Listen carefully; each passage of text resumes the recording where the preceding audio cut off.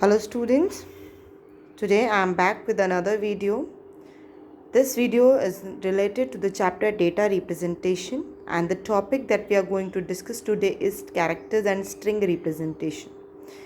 As I have already told you that each value is being converted into the digital format while entering the computer, as computer understands only binary language. Based on that only, each string has certain representation so that it could be understood by the computer. All the keys on your keyboard, each single key has some of the ASCII conversion numbers that is being converted again into the binary number or digital number, and then it is given to computer. So we'll understand what are these ASCII codes. So we'll start with the type of coding. First coding is ASCII code. It stands for American Standard Code for Information Interchange. It is a globally accepted code that is being used for information interchange. It is also used in all of the microcomputers and certain mainframe computers. These microcomputers are like laptops and computers that we all use. ASCII code is basically a 7-bit code. If I'll just convert those codes into decimal, you will find that a capital A has a ASCII code of 65, 0 has a code of 45. That means if you have to convert C, so C will be what? 67, and so on, 65, 66, 67, like this. Then another code is ISCI code. ISCI code stands for Indian Standard Code for Information Interchange.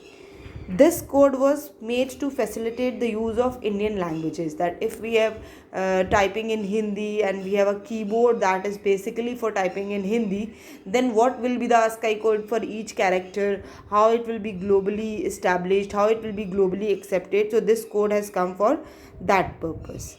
Then we have Unicode. Unicodes are the universal code. As the internet is a global village, we say, and the use of computer is been increasing worldwide, so there is one Unicode that helps to define all the characters in various other language, Russian, French, जितनी भी known languages है, जितनी भी वो accept कर सकते थे. So they have tried to cover all the languages and form a code that is called universal code. For each code, one has to switch to another page so that for that particular language what codes have been decided that can be shown. It is used to define all the characters needed for writing the majority of known languages which are used in computer. Then before going further in these encoding and decoding techniques, what is encoding we have already discussed. When we are changing character by character, each value into certain predefined code, it is encoding. So we are just going through certain terminologies before we learn more encodings. First define is encoding scheme. That is a way or a process to convert the information character by character in a machine code. For example, when you were small, you used to do कि चलो A की जगह 1 लिख देते हैं, B की जगह 2 लिख देते हैं, कोड लैंग्वेज बनाते हैं अपनी.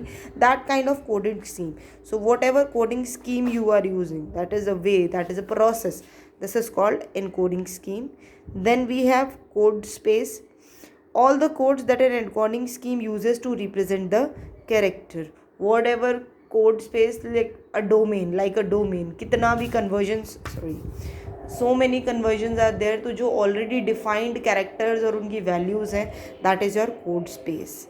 Then code point, a code that represent a single character. जो आप convert कर रहे हैं उसमें single character की क्या converted value है, that is your code point. Code unit, it is a unit of storage to represent an encoding point. That how storage representation you are doing, as I have already discussed, you will like octal to binary, you use 3-bit. So sometimes there will be a encoding scheme, people will be using 7-bit code, 8-bit code, 16-bit code, 32-bit code. So these coding unit represent how much bit code you are using to represent a single character. So that is all for today. In the next class, we will practically learn how to convert these coding schemes. Thank you.